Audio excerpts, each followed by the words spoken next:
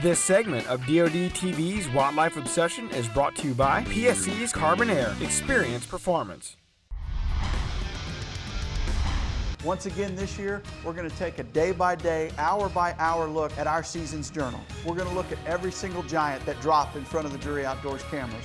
We're going to unveil those trail monitoring pictures.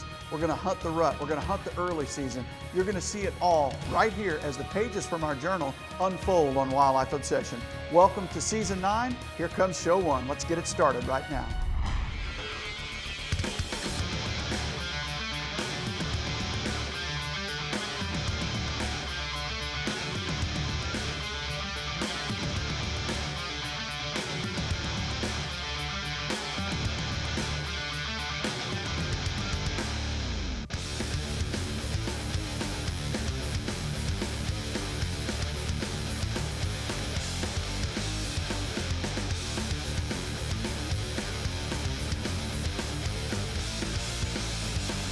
Biologic and Drury's Wildlife Obsession is brought to you by Rage Broadheads, the new Block Black, Big Game Tree Stand, Scent Blocker, Ram Trucks, Thompson Center Arms, Mossio Camo, Hadley Creek Outfitters, Cabela's, Reconics Game Cameras, Biologic, Gamekeepers Magazine, and Drury Outdoors.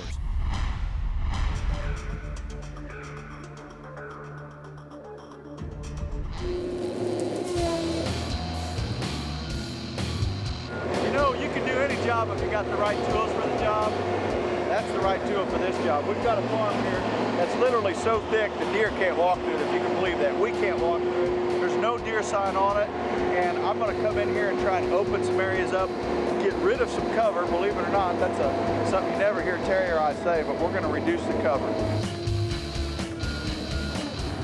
This is going to be a huge food plot right here someday. I look forward to the first day we sit here and watch a deer walk out into a beans or biologic field. Already next season starts.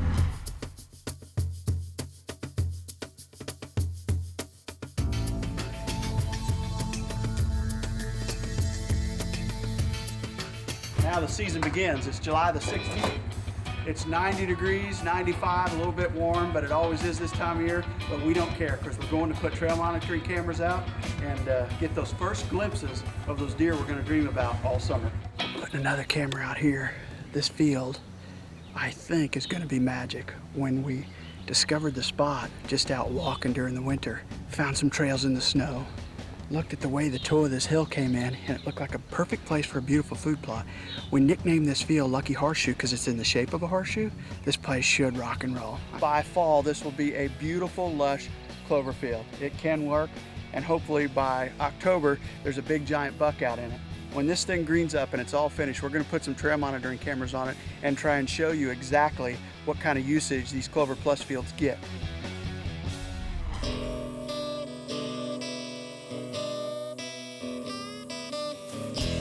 Well, here we are. We're out running cameras or checking the Reconics cameras, changing flash cards, you know, and it's August the 9th today. Luck would have it, a little deer come running out of the woods, and horseflies are just driving them nuts. That and the green flies. You talk about stress on a deer herd. That's one of the things that not too many people ever talk about, but they have to combat that all summer long, and it's just part of it. But we're going to go from camera to camera, continue changing flash cards, and see what we can see on the computer. We'll get back in this evening and load them up. It's a lot of fun. It's like Christmas when you do this. And you got to check and make sure your regulations with your DNR, that it's okay to put out a mineral or a corn or whatever you so decide. But in Missouri here, it is legal to go ahead and do that, and that's how you get so many pictures. We've got a mineral block out to use with the camera, in conjunction with the camera. So we've got them about 6 to 8 feet here, so that whenever they pick their heads up, you know, they're in full view and you can see a good look at their rack or whatever.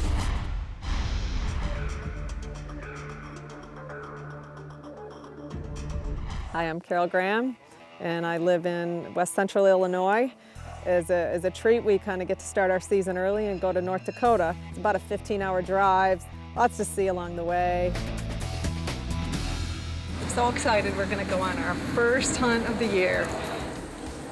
We're finally in the stand. It's the first night in North Dakota. We're hunting a river crossing here where the wood line that they follow kind of narrows down, and there's a crossing right here. The river's right next to us. It's got a big open field lot over here. It's a perfect win for tonight. We're expected to see something here. I'm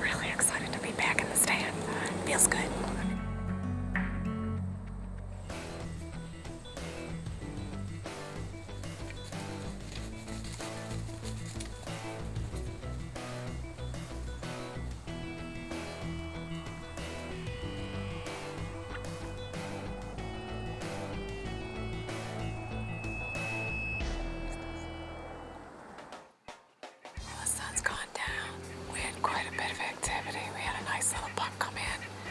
I don't know, we figured he was probably about 130-ish with velvet. So I opted to pass on him. It's the first night hunting. We're gonna try and get in the stand early and try to put it together.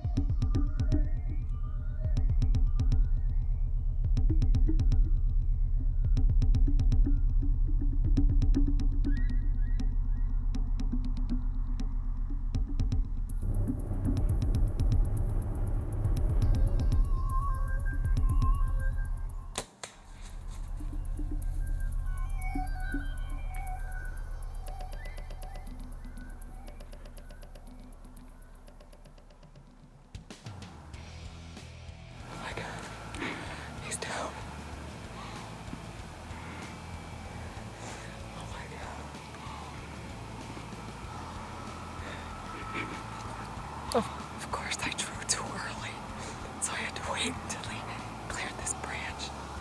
He's down. Oh my God. Well, today's hunt was pretty much what I had hoped for. I'd hoped to see this buck. He came in at about 20 yards and gave me a perfect broadside shot with his head down. I mean, he is just amazing. He's beautiful.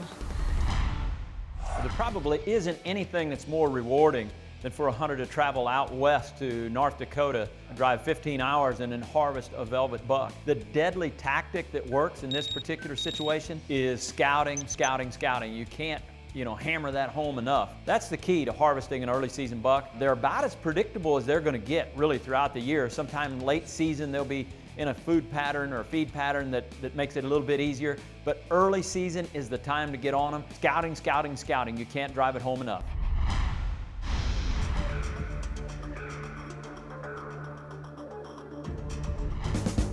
A lot of people that follow Drury Outdoors know that Ken and I are active duty military. Well, the hard reality of our profession set in this past spring when Ken's unit received deployment orders for Iraq. But we spoke on several occasions and we decided I should try to find a partner in his absence. My name is Chris Ogle. I'm the Federal Conservation Officer assigned here at Fort Knox. I oversee the daily operations of the Military Police Game Warden Section. Chris loves getting out into the timber and hunting these big mature whitetails. But more importantly, when it's execution time, he'll get the mission accomplished.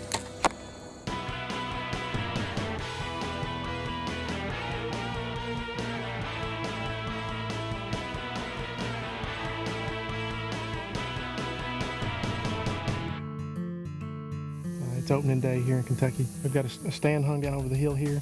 We're going to hunt a deer named Elmer. We've been getting a lot of pictures of here lately. This deer comes into this area pretty regular and it comes in really early. So it's 1:30. We're going to sneak on down here to the stand, wait it out and see if we can catch this deer.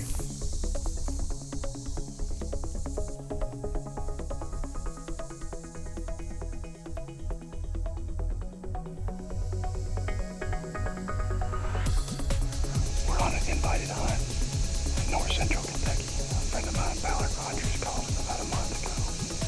Said they had found a buck that was very unique looking. He's got a double main beam on one side. Me and Glenn made the run up here and put a Reconnaissance camera out. And since then, we have gotten 1,000 pictures of this guy. We're right in his bedroom. He's liable to swing here at any time.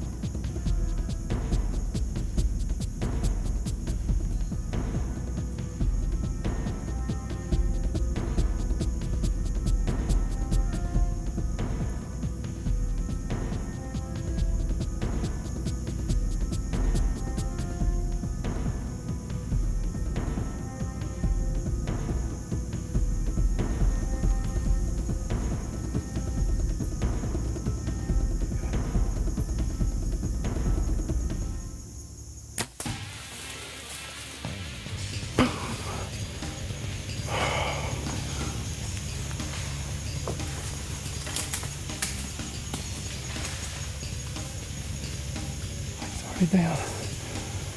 Oh my God. I can't feel anything. Oh God. Can you believe that? We have sat in this stand since 1:30 this afternoon, worried about beating these deer. It was 5 minutes after 7, and we just smoked the deer that they call Elmer. And he's still in velvet. I never thought I'd get a chance to shoot a velvet buck like that. And he's laying right over there. First day me and Glen Simpson have ever filmed together. And we lay a 150 down on the ground. Oh. I mean, there ain't no faking with that. Oh, yes. Opening day success. Kentucky State archery season 2008. How often do you go after one particular deer and actually find him when you want him? Just an absolutely gorgeous buck.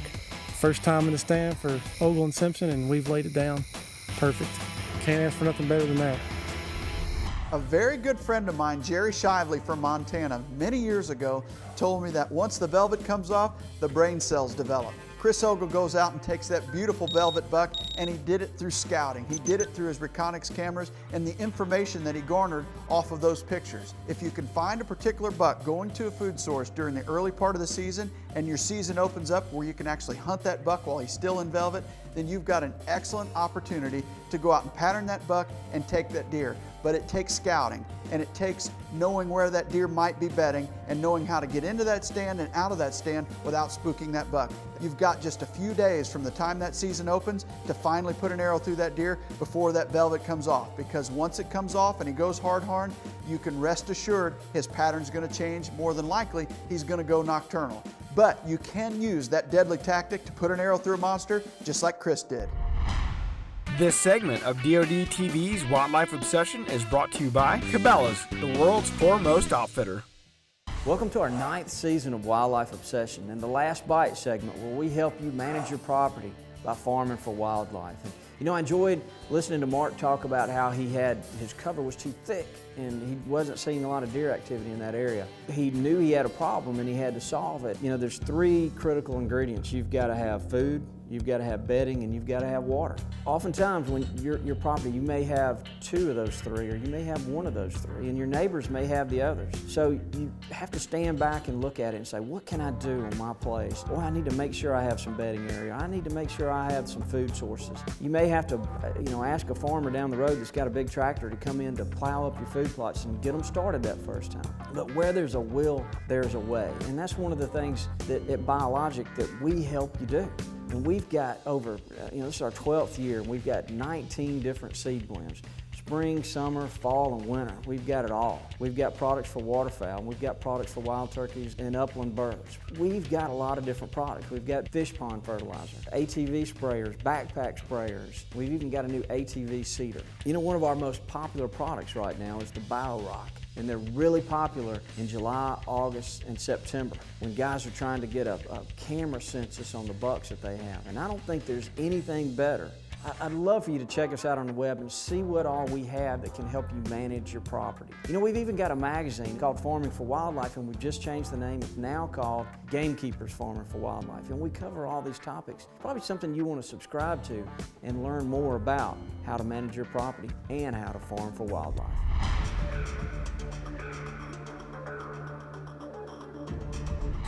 Breakfast of champions right here. Got 1 or 2 deer in mind this evening. Splits. It's got forks on both G2s. And another one, I call him Flyers because he's got 2 little flyers off of his left G2 and 1 flyer off the other G2. Come on. This wind is absolutely perfect. I've got about 5 or 6 sets, really, really good sets, and I mean some of the best, for northeast winds, because it's one of those winds you rarely get. And that's what we got here this evening. Look how this Biologic is doing. You know, the destination feed field is out here. All the hidey-hole plots are back there, and we're hunting on that end, and we'll let them come on past us and try and get to the destination. Normally they walk down this road. We'll see what happens.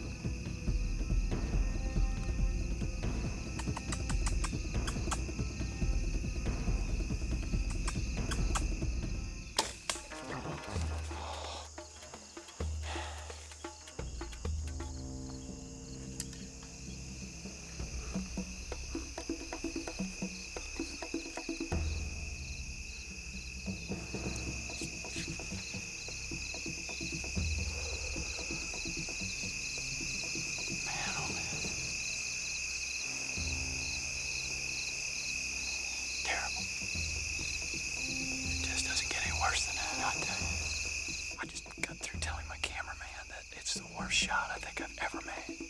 I've shot I don't know how many does in that exact same spot right there. The mistake I made was not getting him to stop 100%. He was still rolling forward, and I was trying. I was actually doing it pretty loud.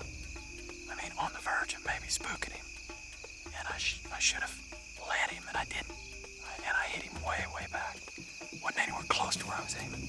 We will more than likely let him lay tonight, even though the temperatures are pretty warm. It's not cool, not like what we would like. This literally has been one of those hands and knee type track jobs. You know, with my eyes, which are bad, I'm having really, really tough time seeing blood. We let him lay overnight. It was a terrible hit on my part, one of the worst I've ever made. And yet, after watching and reviewing the footage, it looked like it got into him. You know, I thought the fletching almost, or buried the arrow almost to the fletching. So if we find him, it's attributable to number one, a fast bow, and number two, the rage broadhead. If we don't find him, it's just another one to chalk up to experience. Terrible, terrible judgment call.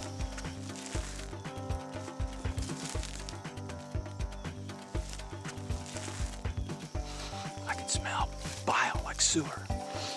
I've been catching hints of that. I don't know, once in a while you get lucky. Oh, just down to just drips ever so slightly, but I keep catching whiffs. Look here, look, right here. Yeah. What a big giant. For anyone that's ever followed our video series of television shows knows that I've had my problems throughout time with these big deer. But every once in a while, life is full of highs and lows, and I'm on an absolute all-time high right now.